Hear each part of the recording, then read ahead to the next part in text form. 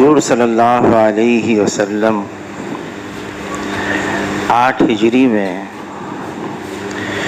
10,000 صحابہ کے ساتھ فتح مکہ میں، اور یہ رمضان مبارک کا مہینہ تھا۔ ابھی رمضان کے آخری ایام ہیں، تو حضور صلی اللہ علیہ وسلم نے حنین کا رخ کیا، یہاں تک کہ یکم شوال حنین میں ہی ہوا، یکم بھی اور 2 شوال بھی اور 3 شوال بھی۔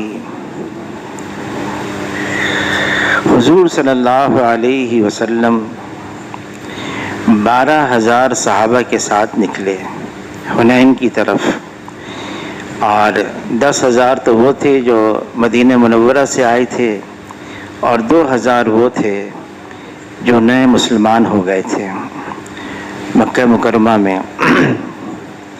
اللہ نے کلام پاک میں ایک بات کا ذکر کیا ہے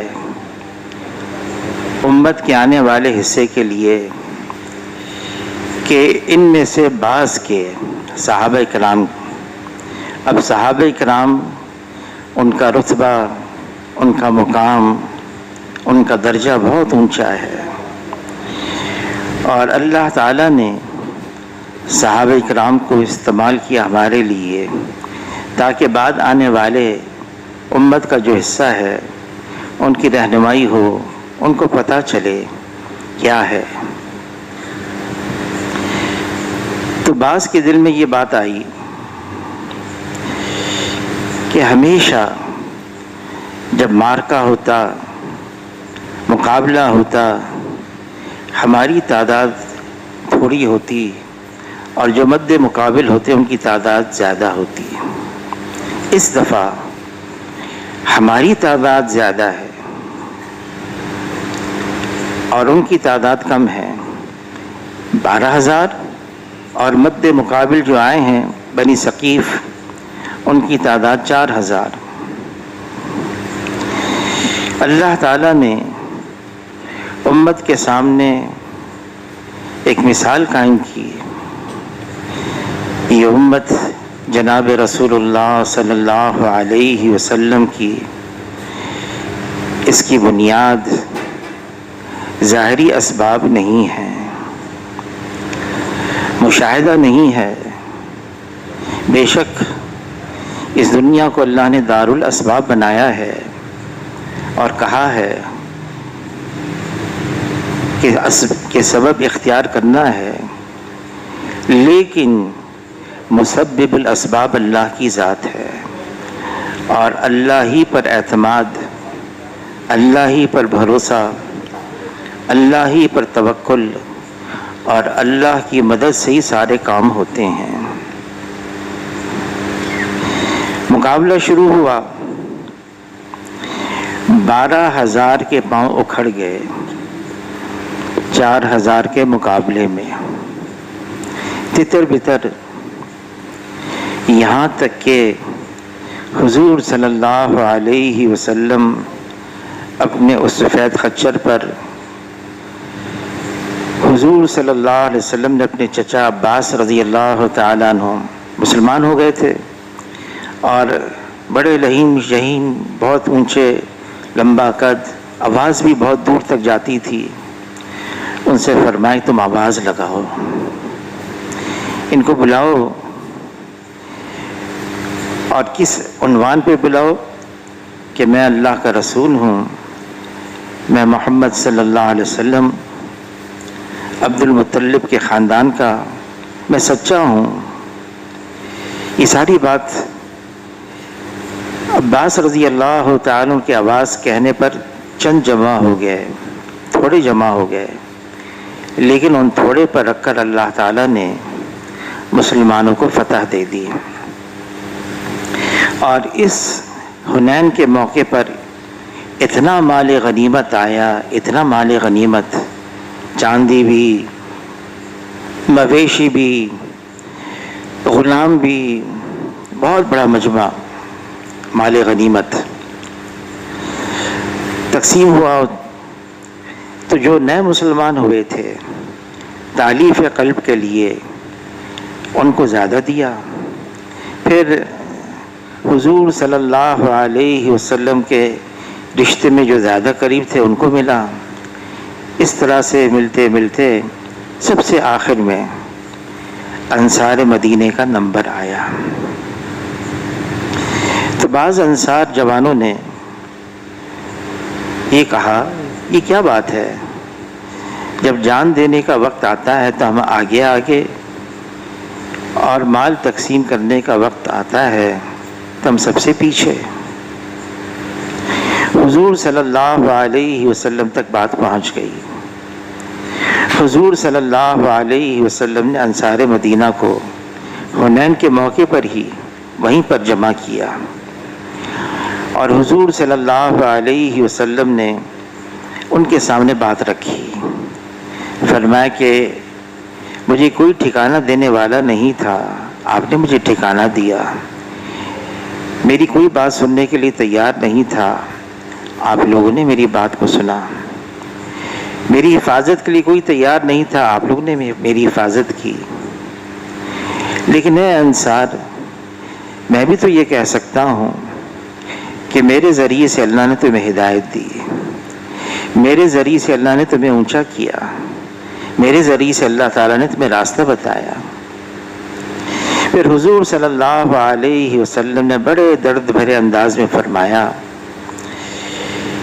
کہ یہ سمجھ لو کہ اگر دوسرے میرے جسم کا وہ کپڑا ہے جو باہر ہے اور تم میرے جسم سے جو لگا ہوا کپڑا وہ ہو، اور فرمایا کہ اے انصار اگر سارے ایک وادی میں جائیں اور تم ایک وادی میں چلو تو جس وادی میں تم چلو میں اس وادی میں تمہارے ساتھ چلوں۔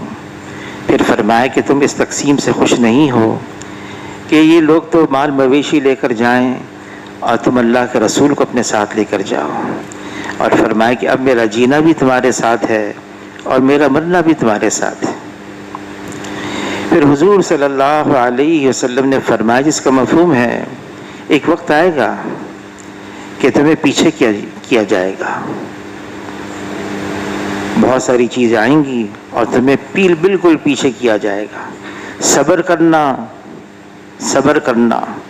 اور فرمایا پھر حشر کے میدان میں حوض کوثر پر آ کر مجھ سے اس کا بدلہ لے لینا۔ اس ساری باتوں میں اس امت کو یہ بات بتائی کبھی بھی اپنے زور بازو پر اعتماد نہ ہو، ہم یوں ہیں، ہم ایسے ہیں، ہم یوں کر سکتے ہیں، ہم یوں کر لیں گے، نہیں، ہم تو کچھ بھی نہیں ہیں، ہمارا اعتماد بھروسہ صرف اللہ پر ہے۔ اس امت نے جو کچھ پایا، جو کچھ ملا، وہ صرف اور صرف اللہ کی مدد اور اللہ کی نصرت سے ملا۔ حضور صلی اللہ علیہ وسلم جب ہجرت فرما رہے تھے، ابو بکر رضی اللہ تعالیٰ عنہ ساتھ ہیں، غار ثور میں پناہ لی ہے، اور پیچھا کرتے کرتے غار ثور کے منہ تک آ گئے، دشمن غار ثور کے منہ پر۔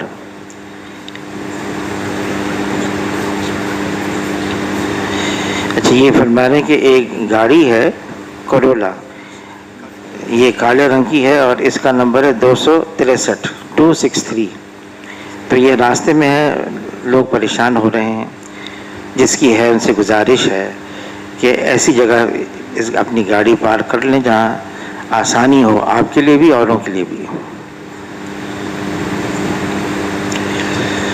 غار ثور کے منہ تک آگے دشمن۔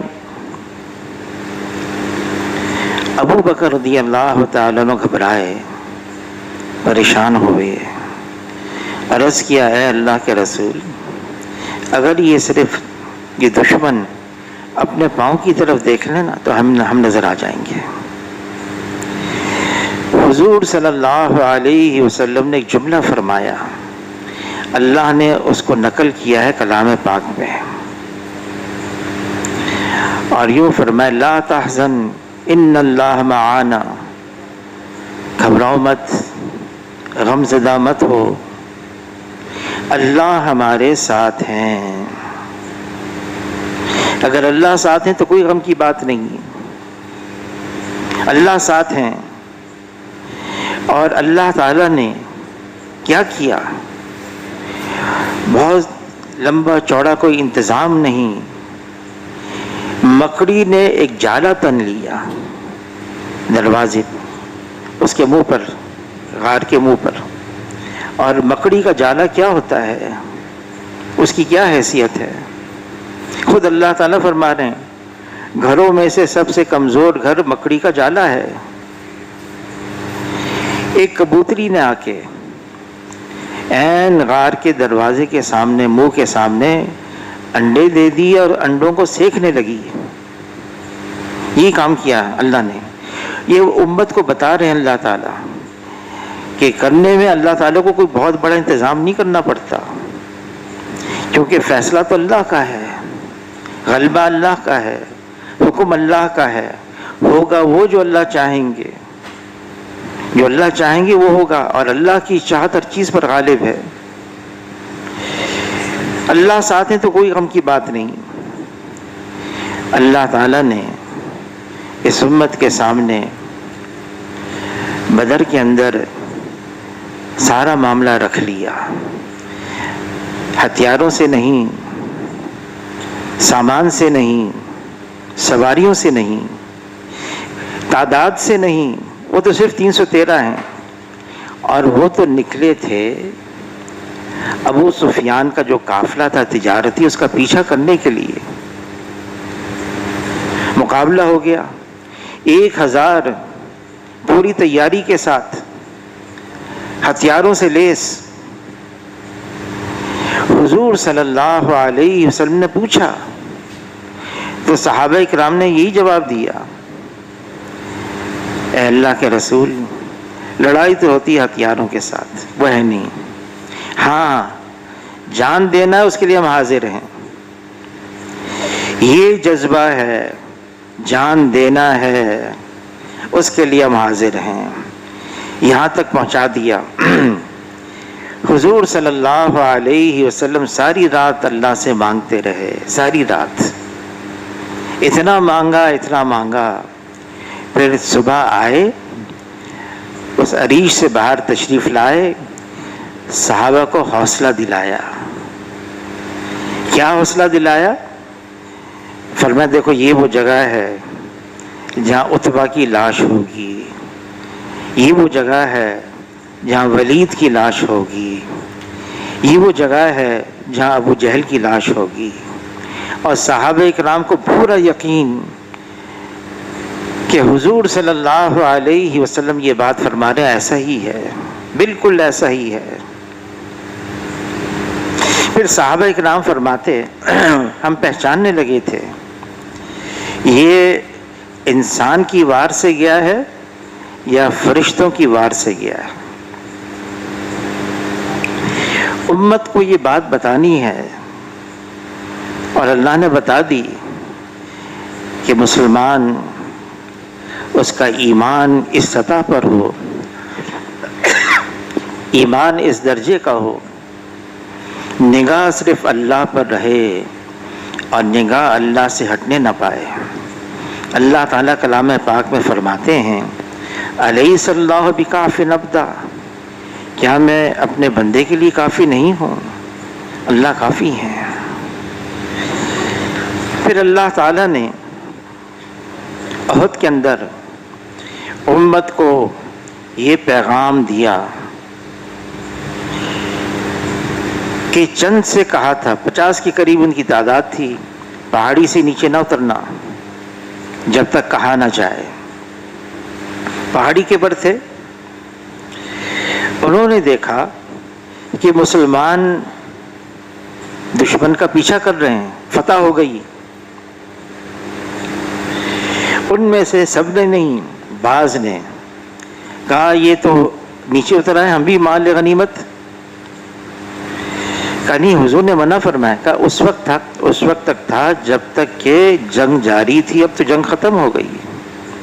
غلط فہمی میں، جان بوجھ کے نہیں، سب سے نہیں، تھوڑوں سے یہ امت کو ایک پیغام دیا جا رہا ہے۔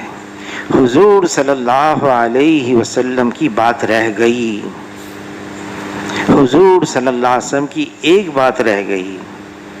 اللہ نے جو فتح نظر آ رہی تھی اس کو تبدیل کر دیا، اور بہت نقصان ہوا۔ 70 صحابہ شہید ہوئے، حضور صلی اللہ علیہ وسلم خود زخمی ہو گئے، اور کتنے صحابہ زخمی ہوئے۔ بہرحال یہ ساری بات امت کو بتائی ہے، سمجھائی ہے۔ اللہ کی مدد جب تک امت کے ساتھ ہے، کوئی امت کو خرابی پہنچا نہیں سکتا۔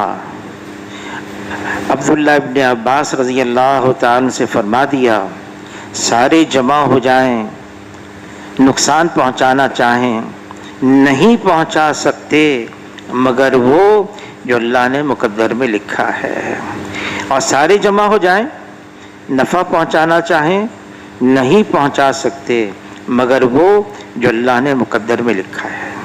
تقدیر کا قلم ہر اس چیز کو لکھ چکا ہے جو ہونا ہے، پھر قلم اٹھا لیے گئے، صحیفے خشک ہو گئے، جو ہونا ہے سو ہو کر رہے گا۔ اللہ کی مدد کب آتی ہے؟ اب یہ رمضان مبارک کا مہینہ آیا، یہ آیا اس لیے تاکہ ہم تقوی اختیار کریں۔ بہترین تقوی گناہوں سے بچنا ہے۔ اللہ نے ایک موقع دیا، اپنے آپ کو گناہوں سے بچانے کی یہ تدبیر اختیار کرو، یہ طریقہ اختیار کرو، یہ اپنی عادت بنا لو۔ رمضان گزر گیا، لیکن کیا مسئلہ ہے؟ مولانا یوسف لدھیانوی صاحب رحمۃ اللہ علیہ فرمانے لگے، بات یہ ہے کہ گناہ کی اتنی عادت پڑ گئی ہے، ہم گناہ کے اتنے عادی ہو گئے ہیں، گناہ کی چاشنی، گناہ کی لذت یہ ایسے مزاج میں آ گئی ہے، اب وہ چھوٹتی نہیں ہے۔ اعلیٰ حضرت رضی اللہ تعالیٰ عنہ جب دریا دجلہ کو پار کرنا تھا اپنے ساتھیوں کے ساتھ، انہوں نے اپنے ساتھیوں پر ایک نگاہ دوڑائی اور الحمدللہ کہا، اور یوں فرمایا، الحمدللہ میرے اس لشکر میں کوئی گناہ کبیرہ کرنے والا نہیں ہے، اللہ کی مدد میرے ساتھ ہے۔ گناہوں کی وجہ سے اللہ کی مدد نہیں آتی۔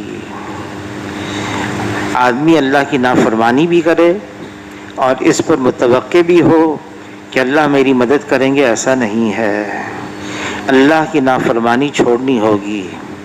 ہاں، چھوٹتی نہیں ہے نافرمانی، تو کیا کریں؟ اس کا ایک طریقہ بتایا، استغفار کرو، معافی مانگو، کوشش کرو، اپنے آپ کو ڈھیلا مت چھوڑو، نہیں ہوتا کوئی بات نہیں، ایسا نہیں ہے۔ کوشش کرنا مت چھوڑو، کوشش پوری کرو۔ حضور صلی اللہ علیہ وسلم نے پچھلی قوموں میں سے ایک قوم میں سے ایک واقعہ سنایا کہ ایک شخص تھا اور اس نے 99 قتل کیے تھے، 99۔ اللہ نے ایک دن میں بات ڈالی، میں نے برا کیا ہے۔ ایک عابد کے پاس آیا، عالم نہیں تھا، عبادت گزار تھا، صالح تھا، نیک تھا۔ اس کے پاس آ کر کہنے لگا، میں نے 99 قتل کیے ہیں، میری بخشش کا، میری توبہ کا کوئی ذریعہ بن سکتا ہے، کوئی راستہ نکل سکتا ہے؟ اس نے کہا نہیں نکل سکتا، ایک قتل کرنا اتنا بڑا جرم ہے، تم نے تو 99 قتل کیے ہیں۔ تھا قتل کرنے کا عادی تھا وہ، اس نے اس کو بھی قتل کر دیا، پورے 100 ہو گئے۔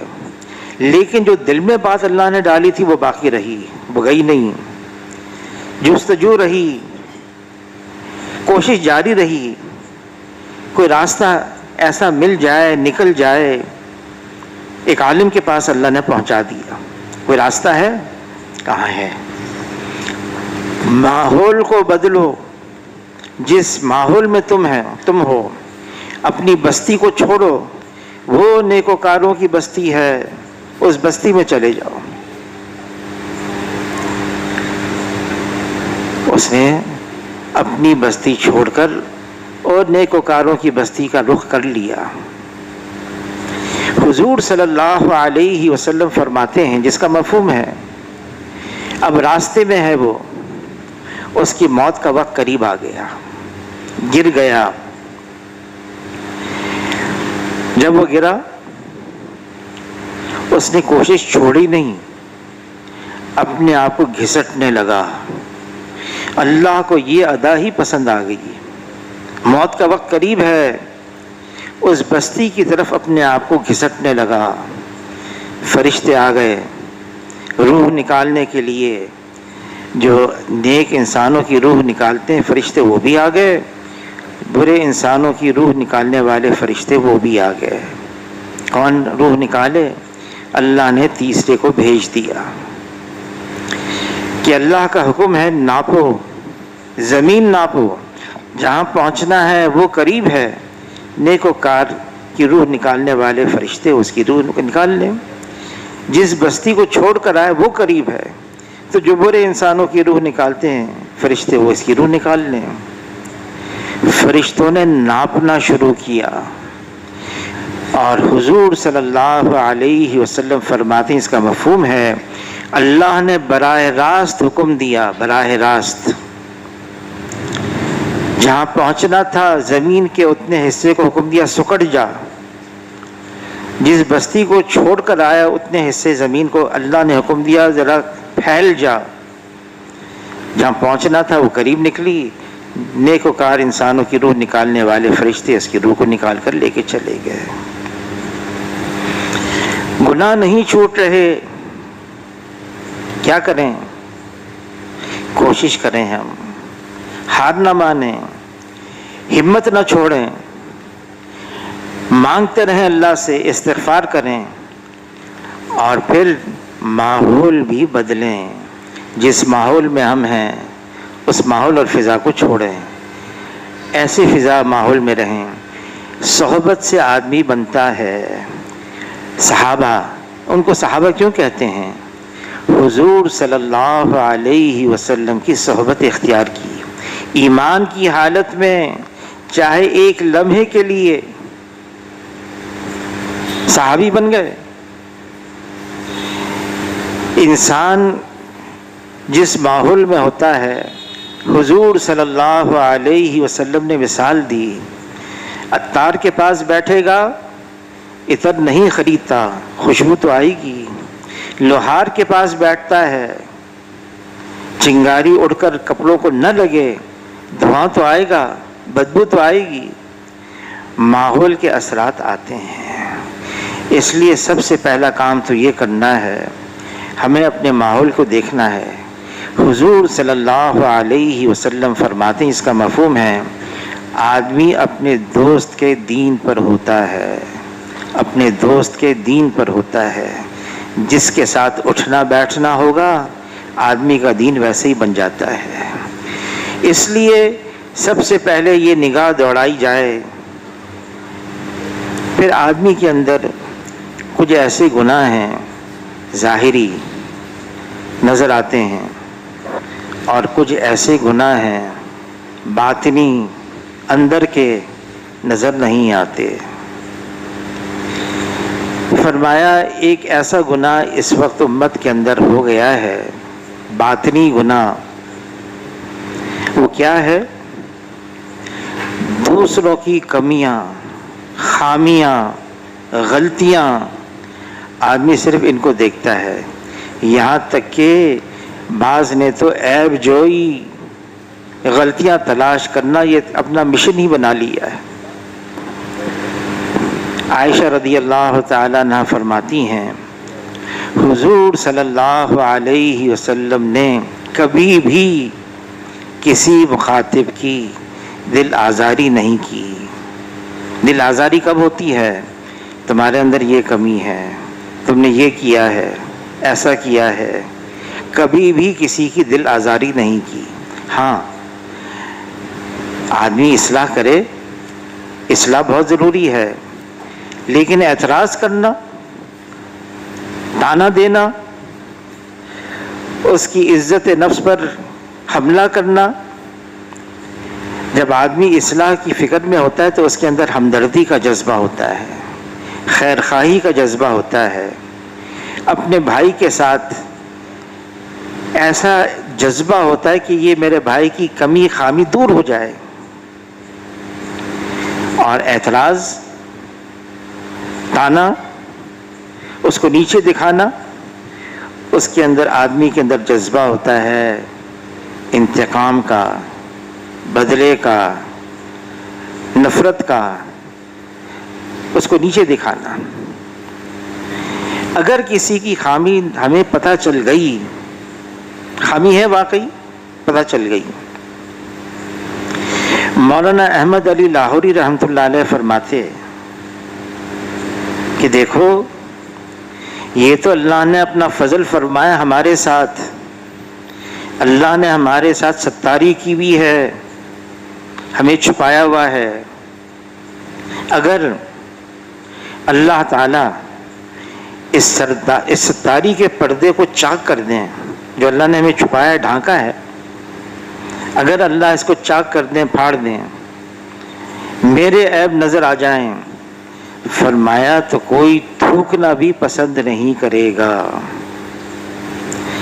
بعض ایسے ہوتے ہیں ان کی خامی پتہ چل جاتی ہے، کبھی نظر آ جاتی ہے، پتہ چل جاتی ہے، کیا ہے؟ اب ہم اس فکر میں ہیں کہ اس کی خامی دور ہو جائے۔ کیسے؟ بعض تو کہتے ہیں، میں تو کہتا ہوں حق بات چاہے کسی کو کڑوی لگے۔ مولانا یوسف لدھیانوی صاحب رحمۃ اللہ علیہ فرمانے لگے، جو یوں کہتے ہیں نا کہ حق بات کہتے ہیں چاہے کسی کو کڑوی لگے، اس میں حق بات کہنے سے زیادہ کڑوی لگنے کا عنصر زیادہ ہوتا ہے۔ اس کو کیسے نیچے دکھائیں؟ فرمانے لگے، اگر دیندار ہوتے ہیں، قرآن اور حدیث کا کچھ علم بھی آتا ہے، تو فرمایا یہ قرآن اور حدیث کا علم پھر استعمال ہوتا ہے کس میں؟ یہ بتانے میں کہ دیکھو یہ سامنے والا یہ تو بہت برا انسان ہے، اور میں اچھا ہوں، میں اچھا ہوں یہ برا ہے، میں صحیح ہوں یہ غلط ہے، میں حق پر ہوں یہ سامنے والا ناحق پر ہے۔ آدمی اس کے اندر لگا رہتا ہے۔ فرمایا اگر عیب تلاش کرنا ہے تو اپنے آپ کو دیکھو۔ دوسروں کے عیوب پر آدمی اندھا ہو جائے، اپنی اصلاح کی فکر کر لے۔ اگر ہم نے اپنی اصلاح نہیں کی، دوسرے کی اصلاح کے لیے تو وہ خود ذمہ دار ہے۔ اللہ تعالیٰ حشر کے میدان میں اس سے خود پوچھیں گے، میرے بارے میں مجھ سے پوچھا جائے گا، میں نے کیا کیا، کیسے کیا، اپنی اصلاح کیسے کی۔ آدمی کو جب دوسروں کی خامیاں نظر آتی ہے، حضور صلی اللہ علیہ وسلم فرماتے ہیں، ایک مسلمان دوسرے مسلمان کا آئینہ ہے، مجھے تو اپنا عکس نظر آ رہا ہے۔ کسی نے کہا عمر بھر غالب یہ بھول کرتا رہا، دھول چہرے پہ تھی، صاف آئینہ ہی کرتا رہا، یہ تو میرا عکس نظر آ رہا ہے۔ اپنی فکر کرنی ہے۔ یہ امت کے اندر مرض اتنا عام ہو گیا ہے جس کی وجہ سے امت کے اندر انتشار، بگاڑ، توڑ، لڑائی، جھگڑے، اس کی بنیاد یہ ہے کہ دوسروں کی خامیاں دوسروں کی برائیاں. حضور صلی اللہ علیہ وسلم اگر کسی کی اصلاح فرمانا چاہتے تھے تو سب کو جمع کرتے تھے، اجتماعی بات فرماتے تھے، حالانکہ وہ 1 سے 2 سے 4 سے 5 سے، لیکن ان سے نہیں، سب سے، تاکہ کسی کو محسوس نہ ہو. حضور صلی اللہ علیہ وسلم ٹوکتے نہیں تھے، اور طعنہ دینا یہ حضور صلی اللہ علیہ وسلم کی تعلیمات کے خلاف ہے. کسی کو آڑ دلانا، تمہارے اندر یہ کمی ہے. فتح مکہ کے موقع پر حضور صلی اللہ علیہ وسلم صفا پہاڑی پر چڑھ کر فرمانے لگے، میں آج وہ کہوں گا جو یوسف علیہ السلام نے اپنے بھائیوں سے کہا، لا تثریب علیکم اليوم، آج کسی پر کوئی ملامت بھی نہیں ہے، معافی ہے. یاد بھی نہیں دلاؤں گا تم نے فلاں موقع پر ایسا کیا تھا، یاد بھی نہیں دلاؤں گا. کیا ہے؟ درگزر کرنا، صرف نظر کرنا، بھول جانا. جب اللہ تعالیٰ ہی جب معاف کرتے ہیں، معاف کرنے پر آتے ہیں، تو حدیث پاک کا مفہوم ہے وہ ایسا ہو جاتا ہے جس نے توبہ کی جیسے اس نے گناہ کیا ہی نہیں. یہاں تک کہ اللہ تعالیٰ جن فرشتوں نے یہ گناہ لکھا ہے ان سے بھی بھلا دیتے ہیں، ان سے بھلا دیتے ہیں. پیالہ ٹوٹتا ہے، پھر آدمی اس کو جوڑتا ہے، سلیس لگاتا ہے یا کسی اور انداز سے اس کو جوڑ دیتا ہے. جہاں سے ٹوٹا ہے وہ نشان پھر بھی باقی رہتا ہے. فرمایا جب بندہ توبہ کرتا ہے سچے دل سے، اللہ سے معافی مانگتا ہے، اس نشان کو بھی اللہ مٹا دیتے ہیں، نظر بھی نہیں آتا. جب اللہ ایسا کرتے ہیں تو ہمیں کیا کرنا چاہیے؟ کسی سے غلطی ہوئی ہے، کوتاہی ہوئی ہے، ہمیں کیا حکم ہے؟ لمن صبر وغفر، صبر کر لو، درگزر کر لو. دل میں رکھنا. حضور صلی اللہ علیہ وسلم فرماتے ہیں اس کا مفہوم میری عظیم سنت ہے، دل ہر ایک کی طرف سے صاف ہو جائے، دل ہر ایک کی طرف سے صاف ہو جائے. مولانا سعید خان صاحب رحمۃ اللہ علیہ فرمانے لگے، دل کی کدورت، دل میں کسی کے بارے میں میل آ جائے، اس آدمی کے لیے دین پر چلنے کے لیے رکاوٹ بنے گا. کسی کے بارے میں بھی کوئی ہو، دل میں میل آ گیا، میرے لیے دین پر چلنا مشکل ہو جائے گا، یہ رکاوٹ بنے گا. کرنا کیا ہے؟ اپنے عیب دیکھنے ہیں، اپنی خامیاں دیکھنی ہے، اپنی اصلاح کی فکر کرنی ہے. یہ بہت ضروری ہے. میری اصلاح ہو جائے، میں بن جاؤں، میں بنا ہوا ہوں، اور یہ اگر ہو جائے تو سارا معاشرہ ٹھیک ہو جائے. ہر ایک اگر اس کی فکر میں لگ جائے کہ مجھے اپنی اصلاح کرنی ہے، معاشرہ بن جائے گا. دوسروں کی اصلاح کی فکر میں لگے رہنا، آج کل تو یہ اتنی بیماری پھیل گئی ہے، میرا کام ہے میں تو دوسروں کی اصلاح کرتا ہوں. فرمایا مولانا یوسف لدھیانوی صاحب رحمۃ اللہ علیہ نے، آدمی یہ سمجھتا ہے میں تو فرشتہ ہوں، بے عیب ذات صرف ایک اللہ کی ہے، اللہ میں کوئی کمی نہیں، کوئی کجی نہیں، کوئی خامی نہیں. یکتر اللہ تعالی ہر عیب سے پاک اور صاف ہیں. اللہ نے فرشتوں کو ایسا بنایا ہے، ان کے اندر معصیت کا جذبہ نہیں رکھا. پھر اللہ تعالیٰ نے انبیاء علیہ السلام کو معصوم عن الخطا بنایا ہے. پھر اللہ تعالیٰ نے صحابہ کرام سے اپنی رضا کا اعلان فرما دیا، وہ محفوظ ہو گئے. فرمایا کل بنی آدم خطاؤن، ہم ساری برے ہیں، خطاوار ہیں، گنہگار ہیں، ہم غلطیاں کرتے ہیں. کرنا کیا ہے؟ اللہ سے معافی مانگنی ہے۔ ہاں کوشش کرنا چھوڑنا نہیں ہے۔ کیا کوشش کرنی ہے؟ گناہ ہم سے چھوٹ جائیں، صرف گناہ نہ چھوٹیں۔ حاجی عبدالوہاب صاحب فرمانے لگے گناہ کرنے کا ذوق ہی ختم ہو جائے، دل ہی نہ چاہے گناہ کرنے کو۔ فرمایا اللہ سے یہ مانگو کہ میرا دل اللہ ایسا بدل دے، میرے دل میں یہ رغبت ہی ختم ہو جائے کہ مجھے گناہ کرنا ہے، نافرمانی کرنے کا شوق کا ذوق ختم ہو جائے، مجھے صرف اللہ کی فرما برداری میں زندگی گزارنی ہے۔ یہ انتہائی ضروری ہے۔ اب رمضان کا مہینہ گزر گیا، مشق کرنے کا مہینہ اللہ نے دیا تھا، کیسے گناہوں سے بچا جائے۔ نفس، شیطان ان کو کمزور کر دیا تھا، نفسانیت، بھوک پیاس، نفسانیت کمزور ہو جاتی ہے، اور پھر شیطان سرکش شیاطین کو گلے میں توک ڈال کے سمندر میں پھینک دیا۔ اب آزاد ہو گئے، شیطان بھی آزاد، نفس بھی آزاد۔ ماحول بنایا تھا رمضان میں، وہ بھی اب ماحول نہیں رہا۔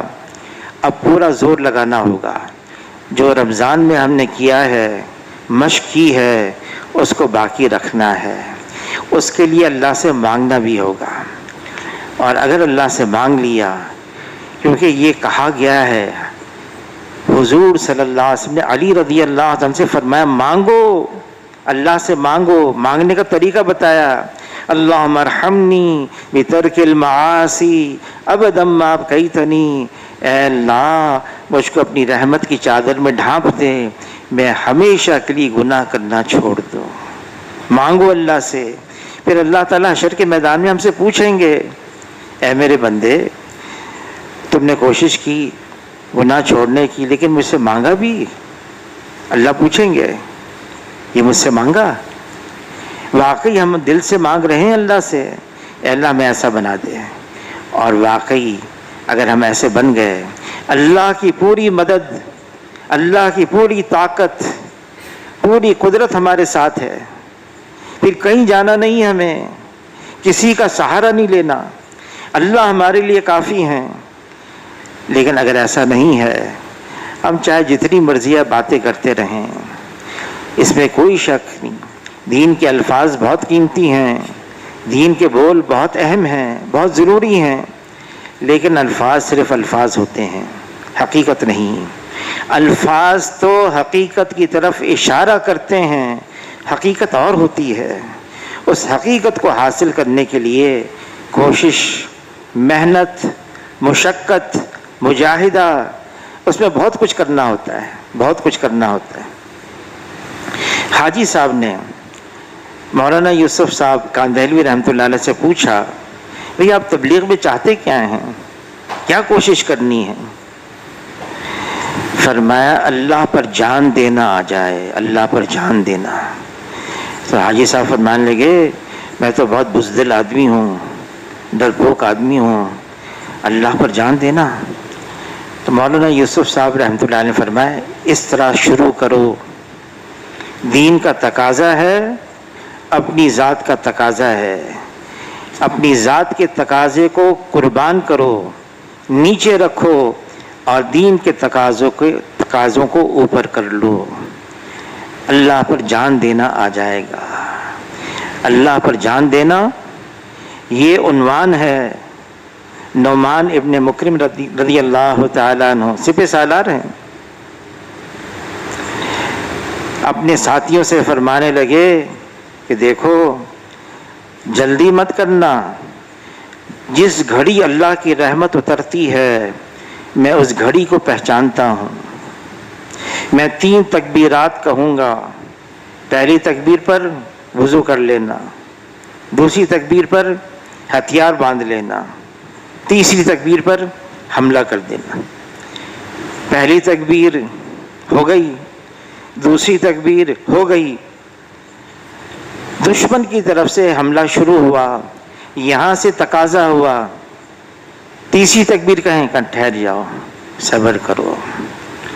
پھر تھوڑی دیر کے بعد فرمانے لگے اب میں ایک دعا مانگوں گا اور میں سب پر قسم ڈالتا ہوں، میری دعا پر آمین کہنا۔ قسم ڈال دی کیا دعا مانگی؟ اے اللہ مسلمانوں کو غلبہ عطا فرما، مسلمانوں کو فتح عطا فرما۔ نعمان کی شہادت کے ساتھ چیخیں نکل گئیں، قسم ڈال دی تھی، آمین کہہ دی، تیسری تکبیر کہی، شہید ہو گئے اور مسلمانوں کو فتح ہو گئی۔ حاجی صاحب فرمانے لگے، حاجی عبدالوہاب صاحب، ہتھیلی پر جان رکھ کر اللہ کے لیے اس جان کو دے دینا کوئی معمولی اور آسان کام نہیں ہے، یہ سیکھنا ہے اللہ پر کیسے جان دی جائے۔ فرمایا یہاں سے تو شروع کریں، نماز کا وقت ہو گیا، ہم تو اپنی دکان چھوڑنے کے لیے تیار نہیں ہیں، چلو دکان چھوڑ دی، اس کے خیال کو چھوڑنے کے لیے تیار نہیں ہیں۔ مفتی زین العابدین صاحب رحمۃ اللہ علیہ فرمانے لگے یہ نماز میں اس کی مشق کرائی جا رہی ہے، اللہ کے علاوہ جو کچھ ہے اس کو چھوڑو، اس کا خیال اور دھیان بھی چھوڑو۔ حضور صلی اللہ علیہ وسلم فرماتے ہیں اس طرح سے عبادت کرو، ان تعبد اللہ کانک تراہ فإن لم تکن تراہ فإنہ یراک، ایسی عبادت کرو جیسے ان آنکھوں سے اللہ کو دیکھ رہے ہو۔ اور اگر یہ کیفیت نہیں ہوتی، اللہ تو تمہیں دیکھ رہے ہیں، یہ تو کیفیت بنا ہی لو، اللہ مجھے دیکھ رہے ہیں۔ اور اگر آدمی کی یہ کیفیت بن جائے ہر وقت کے لیے، وہ کیسے اللہ کی نافرمانی کرے گا؟ وہ اللہ کی نافرمانی نہیں کر سکتا، اللہ مجھے دیکھ رہے ہیں۔ صحابہ اکرام کا یہ حال بن گیا تھا ہر وقت۔ عثمان رضی اللہ تعالیٰ فرماتے ہیں جب میں بیت الخلاء جاتا ہوں، وہاں تو ایسے بنے ہوئے نہیں تھے، وہ تو باہر جنگل میں میدان میں جانا ہوتا تھا، جگہ تلاش کرنی ہوتی تھی۔ فرماتے ہیں عثمان رضی اللہ تعالیٰ عنہ مجھے حیا آتی تھی، میں اپنا صدر کیسے کھولوں، اللہ تو دیکھ رہے ہیں، یہ حال ہوتا تھا۔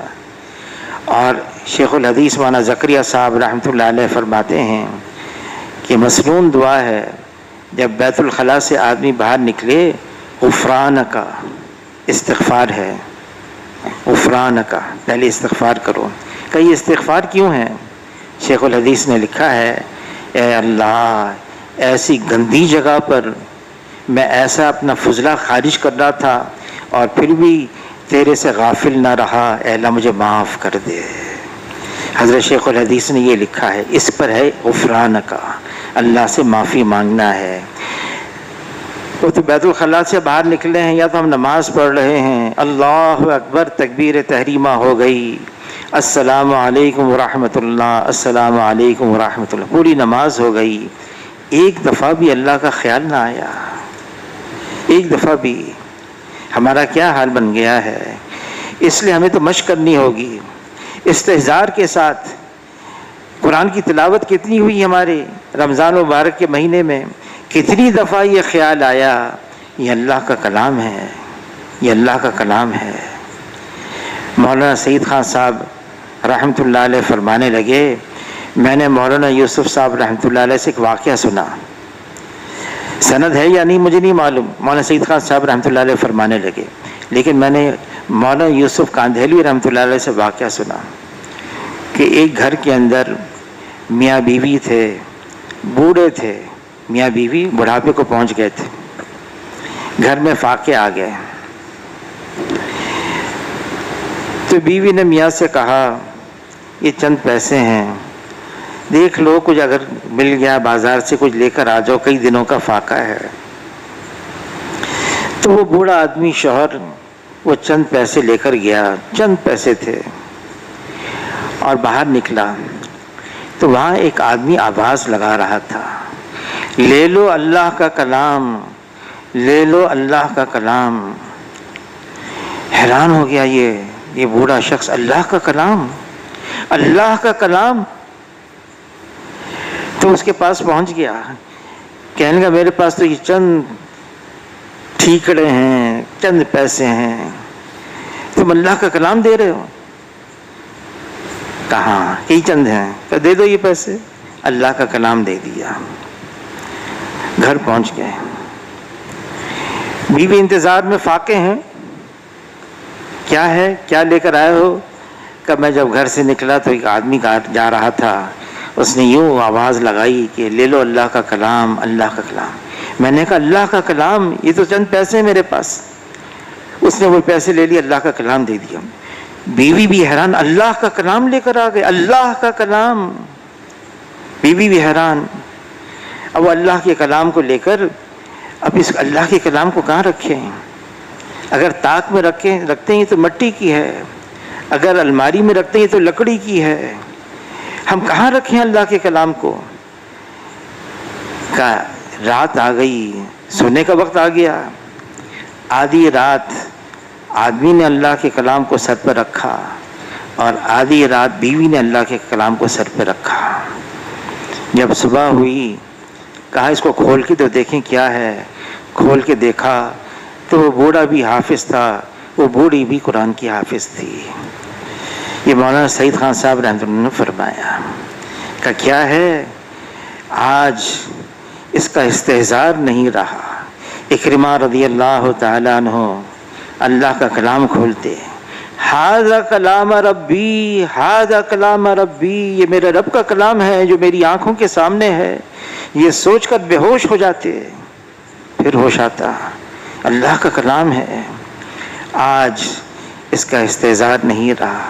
ہم اللہ کے سامنے کھڑے ہیں، نماز پڑھ رہے ہیں، ہم اللہ کے کلام کو پڑھ رہے ہیں، ہم اللہ کے دین پر چل رہے ہیں، ہم اللہ کے سامنے ہیں، اللہ ہمیں دیکھ رہے ہیں۔ آج اس کا استحضار نہیں رہا، جس کی وجہ سے آدمی کا ادھر جا رہا ہے یا ادھر جا رہا ہے۔ اللہ تعالی ہم سب کو عمل کی توفیق عطا فرما دے۔